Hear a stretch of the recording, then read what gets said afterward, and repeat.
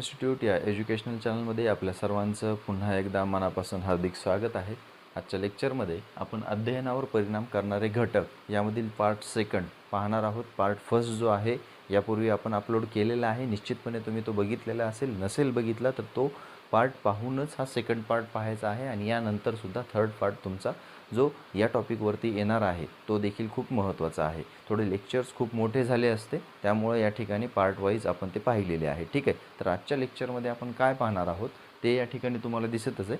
विचार प्रक्रिया, स्मरण, विस्मरण, अवधान, अभिरुची आणि त्यामध्येच भावनिक संतुलन या टॉपिकवर आपण डिस्कस करणार आहोत. फर्स्ट पार्ट आय बटनामध्ये तुम्हाला पाहायला मिळत आहे. सेकंड पार्ट या ठिकाणी होईल आणि थर्ड पार्ट यानंतर अपलोड होणार आहे. त्यासाठी तुम्हाला चॅनल सबस्क्राईब करायचं आहे आणि बेल आयकॉन प्रेस करायचा आहे, जेणेकरून तुम्हाला थर्ड पार्टचं नोटिफिकेशन त्या ठिकाणी येऊन जाईल. ठीक आहे, तर यामध्ये सर्व लेक्चर्स जे आहेत हे या ठिकाणी एक सायकोलॉजीच्या दृष्टिकोनाने खूप महत्त्वाचे आहेत. ते इतर स्पर्धा परीक्षांसाठी सुद्धा खूप महत्त्वाची आहे. अध्ययनावरती परिणाम करणाऱ्या घटकांमध्ये प्रथम आपण विचार प्रक्रिया ही बघणार आहोत. आता विचार प्रक्रिया एक प्रकारे काय आहे तर मनुष्य हा बुद्धिमान प्राणी आहे, बरोबर आहे. आणि विचार म्हणजे या ठिकाणी जो प्राणी आहे तो विचार करणारा प्राणी म्हणून आपण या ठिकाणी लक्षात घेऊ शकतो. विचार जी एक प्रक्रिया आहे ही फार गुंतागुंतीची प्रक्रिया आहे आणि त्यामध्ये सर्वात महत्त्वाची गोष्ट या गुंतागुंतीच्या प्रक्रियेमागं म्हणण्याचं कारण एकच आहे की यामध्ये अभिरुची असेल, अवबोध असेल, संकल्पना असेल, कल्पना असेल, ठीक आहे, या सर्व गोष्टी, स्मृती असेल, या सर्व गोष्टी या विचार प्रक्रियेमध्ये आलेल्या आहेत आणि ही प्रक्रिया एक प्रकारे गुंतागुंतीच्या स्वरूपाची आहे. ठीक आहे, समस्येवरील योजनाकरिता जी प्रक्रिया राबविली जात असते त्यासाठी आपण त्याला विचार प्रक्रिया असं देखील म्हणतो. आता विचार प्रक्रियेच्या अगोदर विचार येण्यापूर्वी देखील सर्वात महत्त्वाची एक गोष्ट येणं या ठिकाणी जरुरी आहे, ती आहे समस्या. जर समस्याच नसेल तर त्या ठिकाणी विचार येणारच नाही. त्यामुळं समस्या ही या ठिकाणी विचाराची पहिली पायरी आहे किंवा पहिला घटक आहे असं म्हणायला आपण काही हरकत नाही. त्यामध्ये घटक जर आपण विचार प्रक्रियेचे बघितले तर सर्वात पहिल्यांदा या ठिकाणी तुम्हाला समस्या दिसेल. त्या समस्येच्या नंतर ती समस्या सोडविण्यासाठी केलेली धडपड लक्षात घेईल. पुन्हा नंतर धडपडी करता काही आपण यापूर्वी तशा काही समस्या आलेल्या आहेत का, त्यावेळेस मग आपण काय केलेलं होतं, त्यावेळेस अशा पद्धतीचे अमूर्त अनुभव किंवा अमूर्त संबोध आपल्याला त्या ठिकाणी वापरावे लागत असतात. त्याला आपण पूर्वानुभव असं म्हणत असतो आणि प्रत्यक्ष कृती त्याच्यानुसार आपण त्या वर्तमान काळात करत असतो.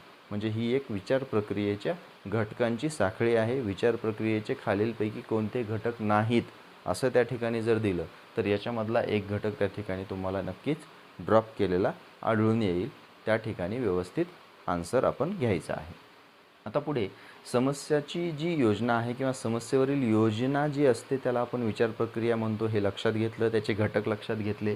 मन या शास्त्रज्ञानं, शास्त्राचं नावसुद्धा तसंच आहे, मन या शास्त्रज्ञानं सांगितलं आहे की पूर्वानुभवाच्या विविध अंगांची जुळवाजुळव आपण त्यावेळेस करतो, त्यावेळेस विचार प्रक्रिया या ठिकाणी पूर्ण होत असते. म्हणजे जो आपल्याला पहिला अनुभव आहे तो अनुभव आपण त्या ठिकाणी काय करत असतो, यूज करत असतो. त्या यूज करत असताना त्या सगळ्या घटकांची, आलेल्या प्रसंगांची आपण तिथं जुळवाजुळव करत असतो आणि त्या गोष्टींवरती आपण एक सोल्युशन काढण्याचा प्रयत्न करत असतो. त्यासाठी ही प्रक्रिया एक थॉटफुल बनत असते. आता प्रतिकात्मक वर्तन म्हणजे एक प्रकारे विचार होय. एखादी समस्या असेल किंवा त्या प्रतिकात्मक वर्तन आपल्याला त्यावरती करावं लागत असेल, एक व्यवस्थित आपल्या थोड्याशा वागण्यात किंवा त्या वर्तनात, आचरणात थोडासा बदल हा विचार प्रक्रियेतून घडत असतो आणि तो ज्यावेळेस होतो तो कुठला ना कुठला तरी त्याचा बेस हा विचार करूनच केलेला असतो. पुढे नंतर विचार प्रक्रियेची पातळी ही विशिष्ट अंगाने अभ्यासायची म्हटलं तर त्यामध्ये एक आहे अवबोधात्मक पातळी आणि दुसरी आहे संबोधात्मक पातळी. खूप सोपं आहे लक्षात ठेवायचं. या पातळ्या दोन आहेत. त्यामध्ये एक आहे अवबोधात्मक याचा अर्थ आहे की मूर्त स्वरूपामध्ये हे आपल्याला एखादी गोष्ट माहीत आहे किंवा आपल्याला एखादा बाह्य उद्दीपक त्या ठिकाणी मिळालेला आहे आणि त्या बाह्य उद्दीपकासोबत इतर गोष्टी आपल्याला सराउंडिंगच्या थोड्या लक्षात येतात. उदाहरणार्थ काय आहे तर एखाद्या वेळेस आपण जर म्हटलं की राष्ट्रपती किंवा राष्ट्रपिता कोण आहे भारताचा, असं जर आपण त्या ठिकाणी लक्षात घेण्याचा प्रयत्न केला तर महात्मा गांधी आलं. मग महात्मा गांधींच्या वेळेस मग आपल्याला लगेच वेगवेगळे प्रसंग आठवण्यात येतील. चंपारण्य लढा असेल ठीक आहे, सत्याग्रह असेल, या सगळ्या गोष्टी आपल्याला त्या बाह्य उद्दीपकांनुसार आपल्याला आठवत असतात आणि एक प्रकारचा हा अवबोध आपल्याला लक्षात घ्यावा लागत असतो आणि त्या गोष्टीतून विचार ज्यावेळेस सुरू होत असतात त्यावेळेस ते अवबोधात्मक पातळीच्या स्वरूपाचे विचार असतात आणि संबोधात्मक पातळी कधी असते, ही अमूर्त पातळी आहे. फक्त पूर्वानुभव कधी आलेला असेल तर त्या पूर्वानुभवासोबत आपल्याला त्या अनुभवासोबत असलेल्या काही गोष्टींची आठवण होते आणि आपण त्या ठिकाणी तो संबोध लक्षात घेण्याचा प्रयत्न करत असतो. एक संकल्पना आपण त्या ठिकाणी बनविलेली असते. ठीक आहे, ज्यावेळेस आपल्याला बोध होत असतो, एखाद्या गोष्टीचा बोध आणि त्याचा अर्थ लक्षात येतो, त्यावेळेस आपण त्याला काय म्हणतो, संवेदना म्हणत असतो. आता हा संबोध म्हणजे काय आहे की आपल्याला त्या ठिकाणी एक पूर्वानुभवाचा वापर करून ज्यावेळेस आपण इतर गोष्टींचाही विचार प्रक्रियेमध्ये पातळीमध्ये विचार करतो त्यावेळेस ती संबोधात्मक पातळी असते. ठीक, संबोधात्मक पातळीमध्ये आणखीन महत्त्वाची गोष्ट म्हणजे काय असतं तर त्यामध्ये बघा, अनुभव आणि निरीक्षण या दोन्ही गोष्टीमधून संबोध जे असतात हे संबोध तयार होत असतात. ठीक आहे, त्याच्यानंतर अधिक अनुभवाने देखील संबोध हे स्पष्ट होत असतात. आता ज्यावेळेस आपण लहान होतो त्यावेळेस एखादी गोष्ट जर आपण त्या ठिकाणी पाहिलेली असेल तर त्या गोष्टीमध्ये निश्चितपणे आपण जसं जसं मोठे झालो तसं तसं त्यामध्ये आपण भर टाकत गेलो, म्हणजे आपला संबोध त्या ठिकाणी स्पष्ट होत गेलेला आहे. म्हणजे संबोध आपल्याला दुरुस्त देखील करता येऊ शकतो आणि संबोध हा जसं जसं आपण त्या ठिकाणी विकसित होत जाऊ किंवा अनुभव जास्तीत जास्त आपण मिळवत जाऊ तसं तसं आपला हा जो संबोध आहे हा अधिकाधिक स्पष्ट होत जात असतो. ठीक आहे, तर आपल्याला परीक्षेमध्ये आणखीन महत्त्वाची गोष्ट यावरती विचारली जाऊ शकते, ती नोट डाऊन करून घ्या. त्यामध्ये बघा की संकल्पना किंवा संबोध जे आहे याच्यामध्ये कुठले कुठले टप्पे आहेत किंवा संबोध हा कुठल्या टप्प्यामधून जातो असं त्यावेळेस विचारलं तर त्यामध्ये सर्वात पहिला जो टप्पा आहे, वस्तू किंवा आपल्याला त्या ठिकाणच्या घटकाचं प्रत्यक्ष ज्ञान होणे. वस्तू असेल, प्राणी असेल किंवा एखादा घटक असेल, त्या घटकाचं ज्ञान आपल्याला होणे याच्यासाठी संबोधाची पहिला टप्पा तो आहे. त्यानंतर आपल्याला त्या वस्तूबद्दलची गुणवैशिष्ट्ये लक्षात घ्यावी लागत असतात. पुन्हा नंतर आपण गुणवैशिष्ट्ये लक्षात घेतल्याच्यानंतर त्या गुणवैशिष्ट्यांवरून, त्या गुणधर्मांवरून आपण एक प्रकारे त्याचं सामान्यीकरण केलं गेलं पाहिजे. एक सामान्यीकरण म्हणजे काय आहे की सगळ्यांच्या दृष्टिकोनातून एक समाज माध्यमामध्ये सुद्धा ते त्या ठिकाणी योग्य ठरवलं गेलं पाहिजे अशा पद्धतीचं. ठीक आहे, आणि पुढे नंतर अमूर्त रूप देणे आहे, त्याला अमूर्त रूप देणे. आणि पुढचा जो टप्पा आहे तो एक महत्त्वाचा आहे. त्यामध्ये बघा की शब्दाच्या माध्यमामधून, शब्दाचं जे माध्यम असतं त्या माध्यमामधून देखील आपल्याला संबोध हा त्या ठिकाणी किंवा संकल्पना जी असते ही आपल्याला, संबोध व संकल्पना एकच आहे, संकल्पना तयार करणे किंवा तयार होणे हे या ठिकाणी शेवटचा टप्पा आपण लक्षात घेऊ शकतो. म्हणजे संबोध जो आहे हा सर्वात पहिल्यांदा कोणत्या टप्प्यातून जातो तर त्या ठिकाणी वस्तू किंवा त्याचं ज्ञान, त्याच्यानंतर त्याची गुणधर्म, त्या गुणधर्माचं सामान्यीकरण आणि नंतर त्याच्यामध्ये अमूर्त रूप आपल्याला त्याला द्यावं लागत असतं आणि शेवटचा टप्पा जो आहे तो संबोध तयार होण्यामधला आहे. ओके, आता संबोध जे आहेत हे वेगवेगळ्या प्रक्रियेमधले आहेत. एक व्यक्तिदर्शक संबोध आहे, म्हणजे प्राणी असेल किंवा त्या ठिकाणी व्यक्ती असेल तो त्या ठिकाणी आपण व्यक्तिविशिष्ट संबोध म्हणून लक्षात घेऊ शकतो. पुढे नंतर प्राणी, पक्षी, मानव यांच्यासोबतच आपण, म्हणजे एक कॉमन नाऊन ज्यावेळेस आलेले असतात त्यावेळेस आपण त्या ठिकाणी वर्गाधिष्ठित किंवा वर्गाशी संबंधित असलेला संबोध असं आपण लक्षात घेऊ शकतो. पुढे नंतर गुणधर्म विशिष्ट संबोध असतात, तर त्या गुणधर्मामध्ये प्रेमळ किंवा दयाळू, ठीक आहे, गोड अशा पद्धतीचे. पुन्हा संबंधदर्शक शब्द किंवा संबंधदर्शक संबोध जे आहेत त्यामध्ये सुद्धा लहान मोठा, ओके, अशा पद्धतीचे संबोध जे असतात ते. आणि पुन्हा कालवाचक संबोध आहेत जे वेळेशी रिलेटेड असतात, काल, उद्या, आज, परवा. ठीक आहे, पुन्हा नंतर संख्यावाचक संबोध आहेत. आता संख्यावाचक म्हटलं की त्यामध्ये संख्या आली, हजार, लाख. ओके, तर या सगळ्या गोष्टी ज्या आहेत या आपण संबोधाच्या बाबतीत लक्षात घ्यायला हव्यात. वाचलं किंवा क्वेश्चन वाचला तर तुम्हाला निश्चितपणे लक्षातच येईल, परंतु संबोधाचे टप्पे, संबोध अमूर्त असतो आणि त्या ठिकाणी अवबोध जो आहे हा एक प्रकारे मूर्त असतो. ठीक आहे, तर त्यामुळं आपण बाह्य उद्दीपक कुठे आवश्यक असतं तर अवबोधात्मकमध्ये असतं. पार्ट फर्स्टमध्ये अवबोधन हे आपण बघितलेलं आहे. ओके, तर यामध्ये शैक्षणिक महत्त्व जर आपण या विचार प्रक्रियेचं बघितलं तर संकल्पनेचं बघितलं किंवा संबोधाचं बघितलं, कारण खास करून परीक्षेमध्ये संबोधाबद्दलच जास्त, संकल्पनेबद्दलच जास्त प्रश्न आलेले आहेत. त्यामुळे शैक्षणिक महत्त्व जर संकल्पनेचं बघितलं तर तुम्ही ते नोट डाऊन करून घ्या, कारण या ठिकाणी पॉईंट्स काढलेले आहेत, ते पॉईंट्सच मी या ठिकाणी सांगतो. हे तुमच्या लगेच लक्षात येतील मी सांगितले की, ठीक आहे. त्यामध्ये संबोध निर्मिती स्पष्टपणे होणे हे अतिशय महत्त्वाचं असतं. जर संबोध अस्पष्ट राहिला तर त्या ठिकाणी विचार प्रक्रिया अतिशय गुंतागुंतीची होते आणि त्या ठिकाणी जी प्रक्रिया होते ही पूर्णपणे योग्य दिशेने जात नाही. या ठिकाणी जर संबोधच चुकीचा राहिला तर तिथं निश्चितपणे तुम्हालाही माहिती काय होतं ते. पुढे नंतर अध्यापन सूत्रांचा त्या ठिकाणी उपयोग करावा लागत असतो. पुढे कारण संबोध हा विचार प्रक्रियेचा आधार आहे. संबोध व्यवस्थित निर्माण करणे किंवा संबोध व्यवस्थित निर्माण करण्यासाठी शिक्षकाने त्या ठिकाणी इम्पॉर्टंट रोल बनवणे हे सुद्धा त्या ठिकाणी शिक्षणाच्या शैक्षणिक महत्त्वाच्या बाबतीत महत्त्वाचं आहे. आणि संकल्पना जी आहे ही नीट जर निर्माण झाली नाही तर तिच्यामध्ये प्रचंड अडथळे हे निर्माण होत असतात. आता त्यामध्ये अडथळे काय काय असतात तर त्यामध्ये पूर्वग्रह आहे. एखाद्या व्यक्तीबद्दल जर काही चुकीची संकल्पना असेल किंवा चुकीचा विचार असेल तर तोच पुढच्या आपल्या येणाऱ्या परिस्थितीमध्ये सुद्धा पूर्वीचाच अनुभव त्या ठिकाणी यूज केला जातो. हालाकी तो व्यक्ती तसा नसतो.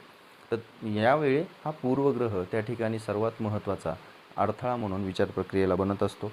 पूर्वग्रह दोष आपण त्याला म्हणतो. पुढे निरीक्षणामध्ये दोष आहेत. जर निरीक्षणच दोषपूर्ण असेल तर त्या ठिकाणी आपल्याला पुढे या ठिकाणी संबोधाची गोष्टच येणार नाही. पुढे नंतर काकतालीय न्याय आहे. काकतालीय न्याय म्हणजे काय असतो माहिती आहे का, की एखादी गोष्ट घडत आहे, तिचा संबंध दोन गोष्टींचा संबंध जो आहे हा तिसऱ्या गोष्टीसोबत अर्थार्थी नसतो. पण त्या ठिकाणी काय केला जातो, एक चुकीच्या विचार प्रक्रियेमधून काकतालीय गोष्ट म्हणजे त्या ठिकाणी त्या दोन्ही गोष्टींचा संबंध त्या तिसऱ्या गोष्टीशी आहे बुवा असं त्या ठिकाणी मानलं जात असतं.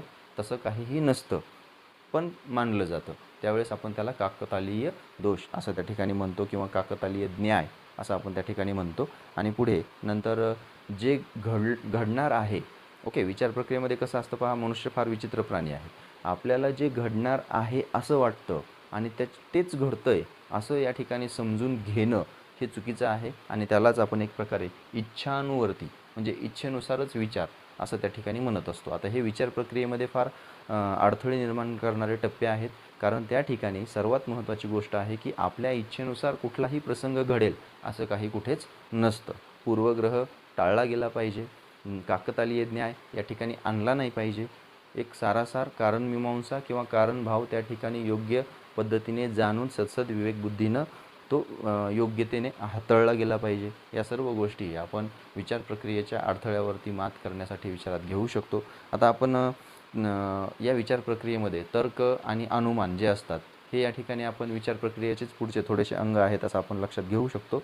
आता पुढे बघा, तर्क आणि अनुमानाच्या या विचार प्रक्रियेच्या अंगामध्ये एक विशिष्ट पद्धतींचा वापर त्या ठिकाणी आहे. आता विशिष्ट पद्धती कोणत्या कोणत्या आहेत तर त्यामध्ये पहा, विशिष्ट पद्धतींमध्ये जर सांगायचंच म्हटलं तर 2-3 नावं असे आहेत की त्यामध्ये चिकित्सक विचार पद्धती आहे. पुढे नंतर केंद्रानुगामी आहे किंवा केंद्रपसारी आहे. म्हणजे एक सर्जनशील विचार असेल म्हणजे एक नवीन काही नवनिर्मिती त्यामध्ये होत असेल का तर त्यावरती एक प्रक्रिया म्हणजे विचार प्रक्रिया ती एक. आणि समस्या विमोचन प्रक्रिया हे एक सर्वात महत्त्वाच्या विचार प्रक्रिया आहेत आणि या विचार प्रक्रियेमधून विद्यार्थ्याला नेणं अतिशय महत्त्वाचं आहे. त्यामुळं हा जो विचार प्रक्रियेचा जो टॉपिक आहे तो विचार प्रक्रिया एकदम व्यवस्थित दिशेनं जाऊ शकेल. आता शैक्षणिक महत्त्व विचार प्रक्रियेच्या किंवा तर्कधिष्ठित पद्धतीच्या बाबतीत जर बघितलं आपण तर त्यामध्ये रॉस आणि स्टाउट यांनी एक मत मांडलेलं आहे की रॉस यांनी सांगितलं की स्मृती म्हणजे नवा अनुभव असतो. म्हणजे स्मृती म्हणजे काय आहे तर एक आपण जसं मेमरी चिप मोबाईलमध्ये वापरत असतो एक आठवण ठेवण्यासाठी किंवा आपण सेव्ह करून ठेवत असतो कंटेंट, तशाच पद्धतीने बुद्धीमध्ये स्मृती ही एक विचार प्रक्रियासुद्धा आहे. विचार करण्यासाठी आपल्याला जी स्मृती असते त्या स्मृतीमध्ये आपण नवे अनुभव हे ठेवत असतो असं रॉस यांनी सांगितलेलं आहे. आणि स्टाउट यांचं मत आहे की गतानुभवाचे म्हणजेच अगोदर आपण अनुभवलेले जे अनुभव असतात तेच पुढे नंतर निर्माण होत असतात, तेच पुन्हा आपण रिपीट वापरत असतो, पुनरुज्जीवन त्याचं करत असतो असं या विचार प्रक्रियेशी संबंधित त्यांनी सांगितलेलं आहे. आता शैक्षणिक महत्त्व आणखीन आपण या तर्क अनुमान किंवा विचार पद्धतीविषयी जर बघितलं, ज्याच्या अगोदर आपण संकल्पनेचं शैक्षणिक महत्त्व बघितलं, विचार प्रक्रियेतील अडथळे बघितले. आता खास करून विचार प्रक्रियेचं शैक्षणिक महत्त्व जर काय असेल तर रॉस आणि स्टाउट यांचं मत विचारात घेतल्याच्या नंतर त्याच्यामध्ये पहा, कुठलीही माहिती जी आहे ही अध्ययनार्थ्यांना न पुरविता एक चिकित्सक दृष्टी विद्यार्थ्यांमध्ये किंवा सर्जनशील वृत्ती किंवा तर्कशक्तीचा विकास घडवून आणण्यासाठी विद्यार्थ्यांसमोर मांडायला पाहिजे, सर्व माहिती न देता. म्हणजे विद्यार्थी त्या ठिकाणी विचार प्रक्रियेस जागृत होतील किंवा विचार करू लागतील. त्यानंतर विचार व्यक्त करण्याची संधी विद्यार्थ्यांना देणं अतिशय महत्त्वाचं आहे. प्रश्नांची उत्तरे शोधण्यासाठी त्यांना प्रबलित करणं, त्यांना प्रोत्साहित करणं हे महत्त्वाचं आहे. पुढे नंतर विद्यार्थ्यांवर कुठल्याही गोष्टी या लादल्या नाही गेल्या पाहिजे आणि जसं आपण म्हणतो आहे की इच्छानुवर्ती विचार म्हणजे शिक्षकांनी स्वतःचेच विचार विद्यार्थ्यांवरती लादले नाही पाहिजे.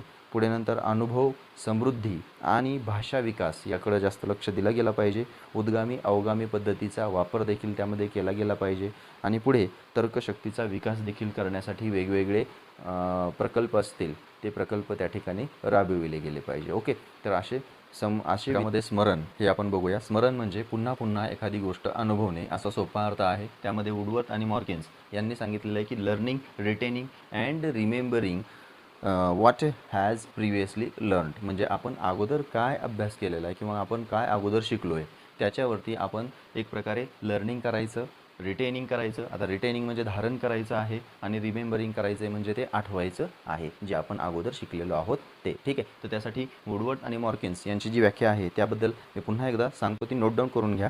Memory consist in remembering what has been previously learned म्हणजे अगोदर आपण काय शिकलेलो आहोत त्या गोष्टी आपल्याला अगोदर ग्रहण करता आल्या पाहिजे. आणि त्यानंतर memory consist in learning, retaining and remembering what has previously learned म्हणजे आपण त्या धारण केल्या पाहिजे, त्या आठवल्या देखील पाहिजे. ओके, तर या सर्व गोष्टी वुडवर्थ आणि मॉर्किन्स स्मरणाच्या बाबतीत सांगितलेलं आहे. ही व्याख्या कोणी केली म्हणून विचारलं जाऊ शकतं किंवा खालीलपैकी कोणत्या गोष्टींवरती जास्त भर होतात ते. ठीक आहे, आता स्मरण प्रक्रियेमधले महत्त्वाचे टप्पे जर बघितले तर सर्वात पहिल्यांदा रजिस्ट्रेशन होणं आवश्यक आहे. ते ग्रहण करण्याची इच्छा त्यामध्ये असली पाहिजे. आता ग्रहणामध्ये सुद्धा वेगवेगळे टप्पे आहेत. कसे तर त्या ग्रहणाच्या बाबतीमध्ये एखादी गोष्ट अशी आहे का हो की आपल्याला इच्छा नसताना सुद्धा आपण ती ग्रहण करतो? अजिबात नाही. आपल्याला जर इच्छा असेल, आवड असेल, अभिरुची असेल तर त्या ठिकाणी आपण त्या गोष्टीकडे जातो. जिज्ञासा असेल तर आपण त्या गोष्टीमध्ये उत्साहाने पाहतो आणि एक अभिरुची दर्शवतो आणि ती गोष्ट आपण मिळविण्याचा, रजिस्ट्रेशन करण्याचा एक प्रयत्न आपण या स्मरणामध्ये किंवा आठवणीमध्ये किंवा अनुभवामध्ये करत असतो. ठीक आहे, तर ह्या ग्रहणालाच आपण रजिस्ट्रेशन किंवा संस्करण असं म्हणतो. आता संस्करणामध्ये सुद्धा आपल्याला विचारलं जाऊ शकतं की संस्करण खालील कुठल्या मुद्द्यामध्ये किंवा संस्करणामधील खालीलपैकी कुठला घटक नाही असं सुद्धा त्यामध्ये विचारलं जाऊ शकतं. मग संस्करणाचे घटक कुठले आहेत तर नोट करा. त्यामध्ये कार्यक्षम ज्ञानेंद्रिय यांचा सहभाग असणे महत्त्वाचं आहे. स्मरणात ठेवण्याची इच्छा जसं मी सांगितलं, अभिरुची असणं आवश्यक आहे आणि त्यामध्ये आपण किती पुढे चाललो आहे किंवा आपण काय त्याच्यामध्ये रिझल्ट्स देऊ लागलो आहे, प्रगती काय करू लागलो आहे हे सुद्धा त्या ठिकाणी महत्त्वाचं आहे. पुढे नंतर जो कंटेंट आपण बघत आहोत, जसं की आपण अध्ययनावर परिणाम करणारे घटक आपण बघत आहोत, त्यामध्ये कोणते कोणते घटक आहेत, त्यामध्ये कुठले प्रकार आहेत, कुठल्या पातळ्या आहेत, त्याचं शैक्षणिक महत्त्व काय आहे, या सगळ्या आशयांचं ज्ञान असणं किंवा अर्थपूर्णता आपण त्यामध्ये ठेवणं हे महत्त्वाचं आहे. पुढे यशापयशाची भावना यामध्ये सुद्धा महत्त्वाचं आहे. त्याच्यामुळेच आपण काहीही गोष्टी या ग्रहण करण्यासाठी पुढे येत असतो. आता या ग्रहणाच्या नंतर धारणा आहे, त्याला आपण रिटेन्शन असं म्हणत असतो. म्हणजे धारण करणे ही गोष्ट या ठिकाणी महत्त्वाची असते. अनुभव जपून ठेवणे. आता अनुभव हे वेगवेगळ्या पद्धतीचे असतात. त्यामध्ये बघा काही आपण प्रयत्न करून आपण आठवण्याचा प्रयत्न करत असतो, त्यावेळेस आपण त्याला एक प्रकारे उपबोधात्मक पातळी असं देखील म्हणतो. आणि बोधात्मक पातळी म्हणजे काय तर आपण एखादा अनुभव पूर्वीचा घेतलेला असेल आणि तो नेक्स्ट टाईम लगेच आपल्याला चटकन आठवतो, त्याला आपण बोधात्मक म्हणतो. पण आपल्याला तो आठवावा लागतो, त्यासाठी प्रयत्न करावा लागतो, त्याला आपण एक प्रकारे उपबोधात्मक पातळी असं म्हणू शकतो. ठीक आहे, आणि व्यक्तिपरत्वे ज्या धारणा असतात या धारणा भिन्न असतात. आपल्याला विधानामध्ये विचारलं जाऊ शकतं धारणा व्यक्तिपरत्वे भिन्न असते, कधीकधी व्यक्तिपरत्वे सारखी असते असं विचारलं जाऊ शकतं, पण हे चुकीचं आहे. आता हे धारणा काय आहे तर स्मरण प्रक्रियेचा हा घटक आहे. या 4 घटकांवरती विशेष करून फोकस द्या. परीक्षेमध्ये 4 विधानं याच्या संबंधित विचारली जाऊ शकतात. ठीक आहे, आता धारणा यामध्ये सुद्धा दोष आहे. पहिली धारणा काय आहे की पहिल्या धारणेमध्ये बघा आपण जर बघितलं तर धारणेकरिता आपल्याला महत्त्वाचे आणखी एक वैशिष्ट्य बघूया की धारणेकरिता आपल्याला पुरेसा वेळ देखील असला पाहिजे आणि एक थोडीशी कुठलीही गोष्ट आपण ज्यावेळेस रिटेनिंग करत असतो त्यावेळेस आपण थोडासा विश्रांती त्या ठिकाणी घेतली गेली पाहिजे. आता मी ज्यावेळेस अभ्यास करत होतो किंवा आता अभ्यास तुम्ही ज्यावेळेस करताय त्यावेळेस आपलीसुद्धा धारणा कशी असली पाहिजे की आपण एखादा कंटेंट बघितला तर त्यानंतर आपण सुद्धा स्वतःला थोडासा वेळ द्यायचा, विश्रांती द्यायची. आणि विश्रांती म्हणजे काय असतं, आराम करायचा नाही किंवा झोपायचं नाही. विश्रांती म्हणजे विषयात बदल करायचा. ओके, किंवा त्या ठिकाणी पुरेसा वेळ द्यायचा. एखादी घटक आपण अभ्यासला तर आपण आपल्याला थोडासा वेळ द्यायचा की यस त्यामध्ये काय काय होतं, कुठला घटक आहे, काय दिलेला आहे, या सगळ्या गोष्टी त्याच्यामध्ये येत असतात. ठीक आहे, तर त्यामुळं धारणा देखील त्या ठिकाणी चांगल्या पद्धतीची होते. आता पुढे धारणेच्या नंतर एक धारणेवरती अवधान म्हणजे लक्ष देणं हे एक महत्त्वाचं आहे. पुढे नंतर अभिरुची, भावना, अध्ययन पद्धती तसंच अध्ययनासाठी लागलेला वेळ हे देखील आपल्याला या धारणेवर परिणाम करणाऱ्या घटकांमध्ये विचारात घेता येऊ शकतात. सारासार तुम्ही जर सतत विवेक बुद्धीनं जर विचार केला त्या ठिकाणी, तर धारणेवर परिणाम कुठले होत असतात हे तुम्हाला देखील त्या ठिकाणी विचार करता येईल. ठीक आहे, एवढं काही त्यामध्ये अवघड नाही आहे. फक्त घटक कुठले कुठले आहेत, त्यामध्ये भावना असेल, कोणाची अभिरुची असेल, काही अवधान असेल, म्हणजेच आपण त्या ठिकाणी या गोष्टीसुद्धा एक आपल्या धारणेवरती परिणाम करणारे आहेत म्हणून विचारात घेऊ शकतो. आता पुढे तिसरं घटक आहे प्रत्यावहन. प्रत्यावहनाला मराठीमध्ये सगळ्यात सोपं लक्षात ठेवायचं आठवणे.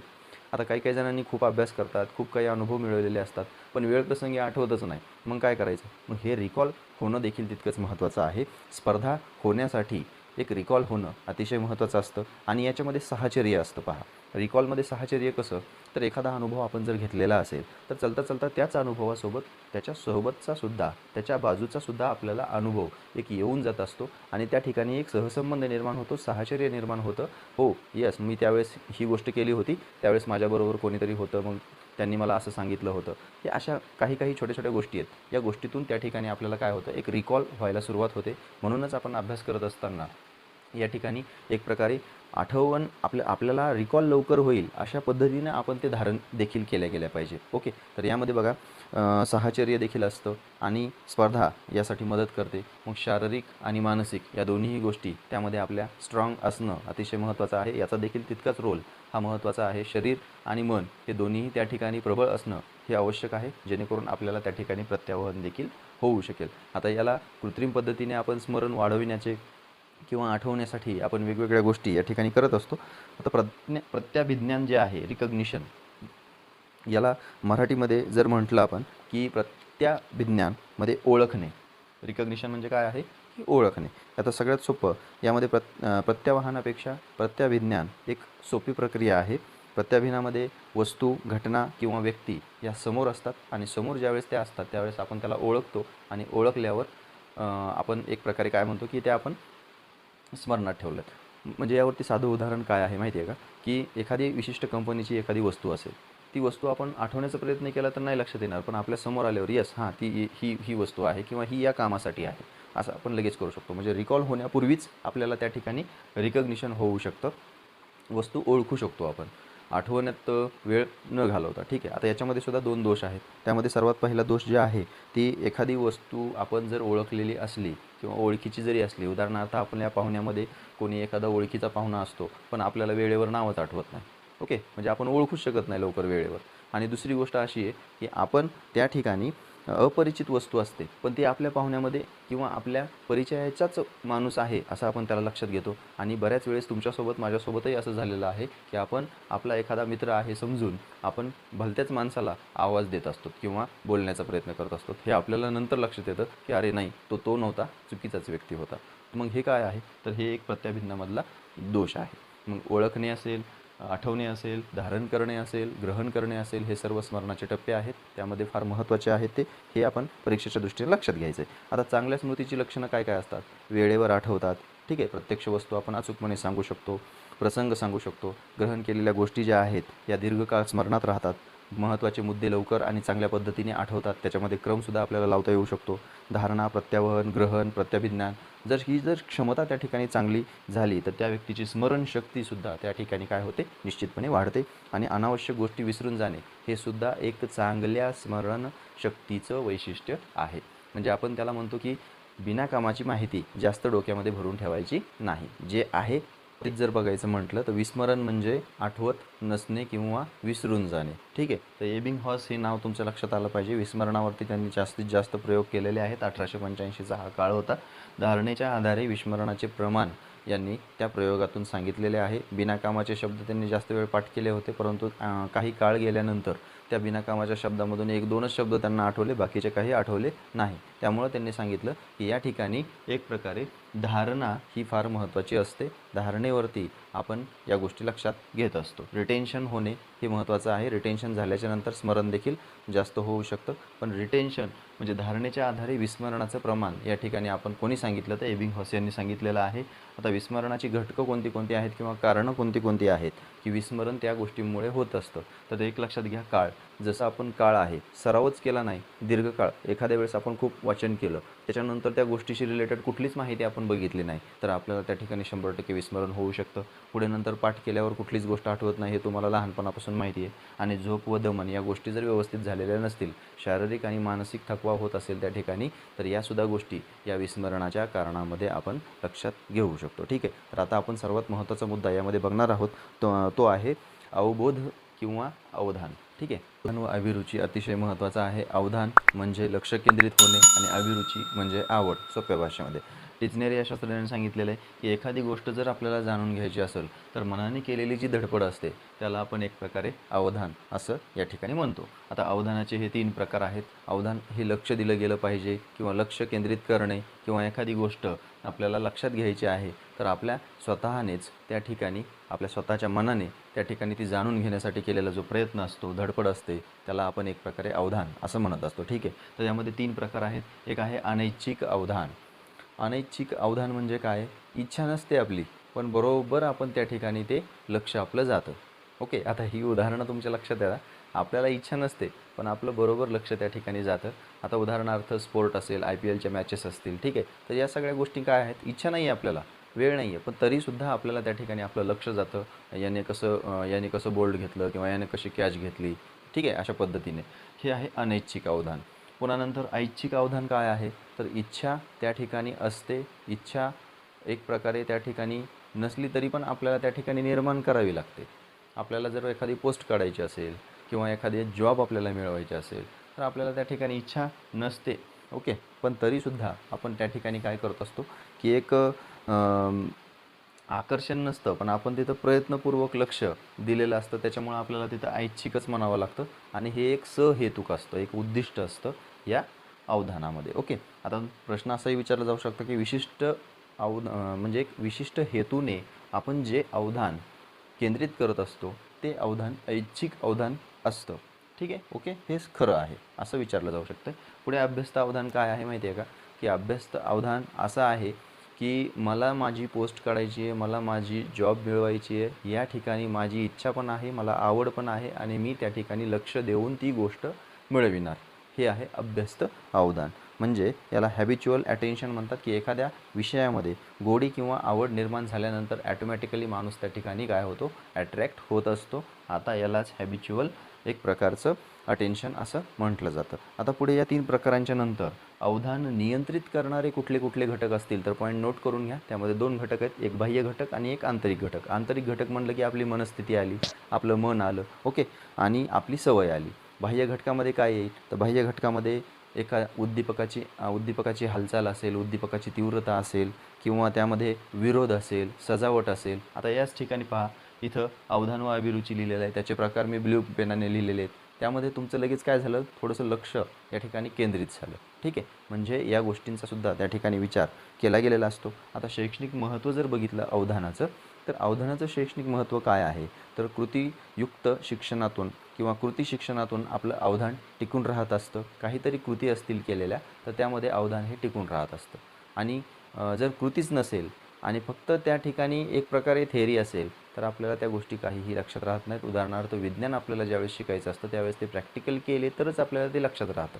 पुढे नंतर अवधानाशिवाय अध्ययन संभवत नाही. अवधान जर नसेलच तर त्या ठिकाणी अध्ययन होणार नाही. हे तितकंच खरं आहे विधान. लक्षपूर्वक नोट करा.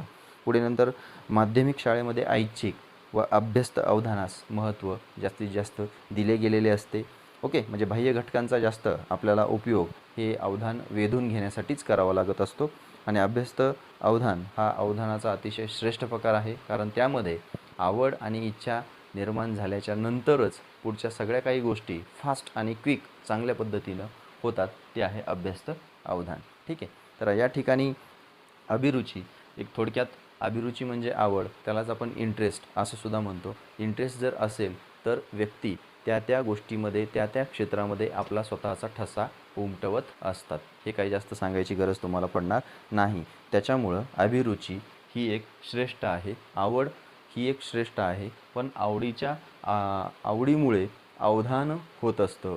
आवडीमुळे त्या गोष्टीकडं, त्या ठराविक पदार्थाकडं, त्या ठराविक माध्यमाकडं आपलं लक्ष जातं, आपलं अवधान जात असतं. हे त्या ठिकाणी लक्षात घेण्यासारखं आहे. म्हणजे अवधान जरी आपण अगोदर बघितलं तरी अभिरुचीने अवधानाला जन्म दिलेला आहे, हे एवढं लक्षात घ्या. ठीक आहे. आता यामध्ये पुढे आपण सर्वात महत्त्वाचा आणि एक थोड्या वेळामध्ये बघण्याचा मुद्दा जो आहे तो आहे भावनिक संतुलन. तो आपण या ठिकाणी संपूया आणि आपलं जे मोठं होणारं लेक्चर आहे ते थोडंसं शॉर्ट पार्ट सेकंडमध्ये करूया. आणि यानंतर मात्र पार्ट थर्ड जो आहे तो अतिशय महत्त्वाचा आहे. आता हा तर महत्त्वाचा आहे, पण तो सुद्धा एक महत्त्वाचा आहे. सांगण्याचं तात्पर्य एकच आहे की नॉन सबस्क्रायबर असाल तर बेल नोटिफिकेशन प्रेस करून नोटिफिकेशन आल्याच्या नंतर अपडेट थर्ड पार्ट तुम्हाला त्या ठिकाणी मिळू शकेल. ओके. कारण सर्व पार्ट जर तुम्ही या सायकोलॉजीच्या सिरीजमध्ये जे बनवलेले आहेत ते पाहिले तर तुमचे कुठलेच मार्क यामधून जाणार नाहीत, कारण वारंवार त्याच कंटेंटवर प्रश्न विचारण्यात आलेले आहेत. राखणं अतिशय महत्त्वाचं असतं. अध्ययनामध्ये भावना या खूप महत्त्वाच्या आहेत. भावनिक संतुलनामध्ये बाह्य व आंतरिक अभिप्रेरणा आपण थोडक्यात लक्षात घेऊया. बाह्य व आंतरिक प्रेरणा. बाह्य म्हटलं की तुमच्या लक्षात येईल की जी आपल्याला बाहेरून मिळते, आणि आंतरिक म्हटलं की आपल्याला आतली एक स्वतःचीच स्फूर्ती किंवा एक स्वतःची मनोबल वाढवणारी प्रोसेस हे आपण त्या ठिकाणी लक्षात घेऊ शकतो. ओके. आता यामध्ये बघा, प्रेरणा म्हणजे काय असतं हे थोडक्यात जर सांगायचं म्हटलं तर यामध्ये प्रेरणा म्हणजे वर्तनाला दिशा देणे होय. ओके. म्हणजे वर्तनाला एक प्रकारची दिशा देणे म्हणजेच प्रेरणा आहे. ग्रीक शब्द आहे एमोवेअर, टू ड्राईव्ह फॉरवर्ड असा त्याचा अर्थ आहे. त्यामध्ये त्याची वैशिष्ट्ये जर बघितली प्रेरणेची काय काय असतील तर वर्तनास सामर्थ्य देणारी ही एक प्रेरणा असते. प्रेरणेमुळे विशिष्ट गोष्टींची निवड आपल्याला करता येते. प्रेरणेमुळे आपल्या गोष्टीमध्ये सामर्थ्य राहत असतं. पुन्हा वर्तनाची पूर्ण करण्याची जी खात्री असते ती आपल्याला प्रेरणेमधून मिळते. म्हणजे वर्तन पूर्ण होतं हे प्रेरणेमुळं होतं, आणि वर्तन प्रेरणेमुळं शारीरिक असेल किंवा मानसिक असेल या दोन्ही गोष्टींचा समतोल हा त्या ठिकाणी साधलेला असतो. आता या ठिकाणी प्रेरणेची व्याख्या लिंडसे या संशोधकांनी काय केलेली आहे ती तुम्ही नोट डाऊन करून घ्या.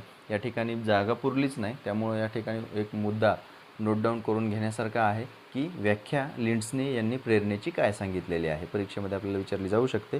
त्यामध्ये पहा, साध्य गाठण्यास प्रवृत्त करणारी. आपल्याला जर हेतू एखादा गाठायचा असेल तर आपल्याला प्रयत्न करावा लागतो, किंवा एक हेतू साध्य करण्यासाठी प्रवृत्त करणारी, विशिष्ट दिशेने वाटचाल करावयास लावणारी जर एखादी गोष्ट असेल तर ती प्रेरणा असते. आणि वर्तनाचा उत्साह देखील त्या ठिकाणी ते टिकवून ठेवत असते, ती आपली प्रेरणा असते. ओके. मग प्रत्येक व्यक्तीची प्रेरणा ही वेगवेगळी असू शकते. त्यांना आंतरिक प्रेरणासुद्धा असते आणि बाह्य प्रेरणासुद्धा असते. पण प्रेरणेच्या प्रकारामधून जर आपण ती लक्षात घ्यायची म्हटलं तर शारीरिक प्रेरणा असते.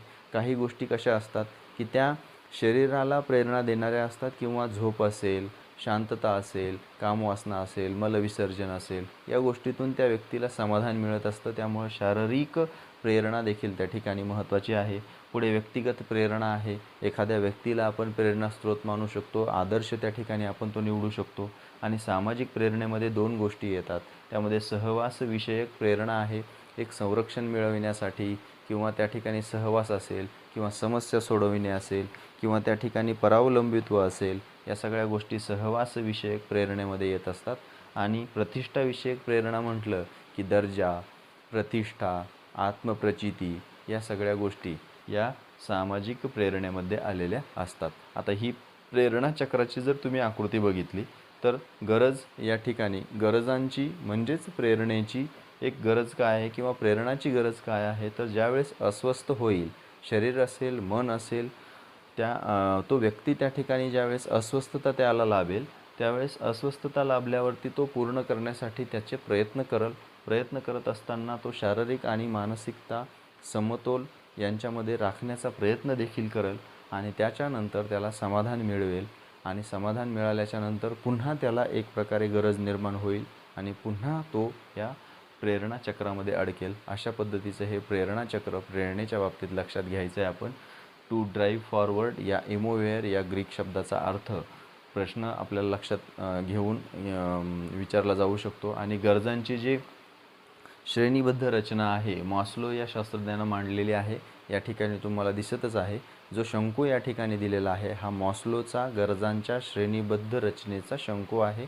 यामध्ये शारीरिक गरजा सर्वात प्रथम आहे, त्याच्यानंतर शारीरिक गरजेच्या नंतर सुरक्षितता, सुरक्षिततेच्या नंतर सहवास व प्रेम येतो आणि सहवास व प्रेम निर्माण झाल्याच्या नंतर प्रतिष्ठा आणि प्रतिष्ठेच्या नंतर आत्मप्रचिती. अशा पद्धतीने एक श्रेणीबद्ध रचना मॉस्लो या शास्त्रज्ञाने प्रेरणेच्या बाबतीमध्ये मांडलेली आहे. ठीक आहे. तर आपल्या या टॉपिकमध्ये प्रेरणेचं जर शैक्षणिक महत्त्व जर आपण बघायचं म्हटलं किंवा अभिप्रेरणेचा त्याला आपण महत्त्व जर बघायचं म्हटलं तर त्यामध्ये पहा, विद्यार्थ्यांना सहानुभूती आणि प्रेमाने वागविणे, अध्ययनार्थ्यांना प्रोत्साहित करत राहणे, त्यांचा उत्साह टिकविणे, विविध व्यवसायांची त्यांना माहिती देणे, पुन्हा नंतर शालेय उपक्रमातून सौंदर्य काय असतं ते निरीक्षणातून त्याचा आस्वाद कसा घ्यायचा, पुढे नंतर आवडीनुसार अभ्यासक्रम कसा निवडायचा किंवा अध्ययनार्थ्यांना सुरक्षितता कशी उपलब्ध करून द्यायची आणि एक शाळेने जे अध्ययनार्थ्यांना मूलभूत गरजा पूर्ण करण्यासाठी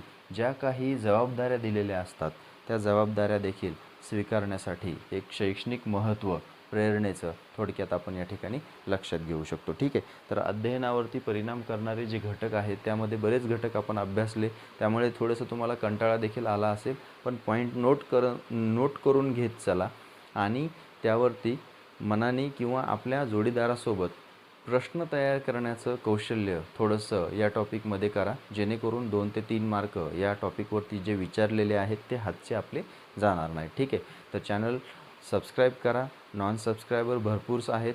आपल्या या ॲनालिटिक्समध्ये आम्हाला दिसून येतं की व्हिडिओ पाहत आहेत पण चॅनल सबस्क्राईब करत नाही आहे. ठीक आहे. तर आमची टीम या ठिकाणी एवढं मेहनत घेते आणि या ठिकाणी मला देखील एक उभे राहून तुमचे जे लेक्चर्स बनवायचे असतात त्याचे एक मोटिवेशन मिळण्यासाठी तुम्ही लाईक, शेअर आणि कमेंट्स करायला विसरू नका. ओके. तर आपण तिसऱ्या पार्टमध्ये या ठिकाणी अध्ययनावरती परिणाम करणाऱ्या घटकांमध्ये महत्त्वपूर्ण टॉपिक घेऊन येणार आहोत. त्यासाठी एक प्रकारे अभ्यास करत राहा, नोट्स काढा आणि नोट्स काढत असताना व्हिडिओचा देखील एक रिव्हिजनसाठी किंवा नोट्स काढण्यासाठी तुम्ही निश्चितपणे वापर करा. ठीक आहे. तर भेटू आपण आपल्या नेक्स्ट लेक्चरमध्ये. तोपर्यंत have a nice day. Bye bye and thank you.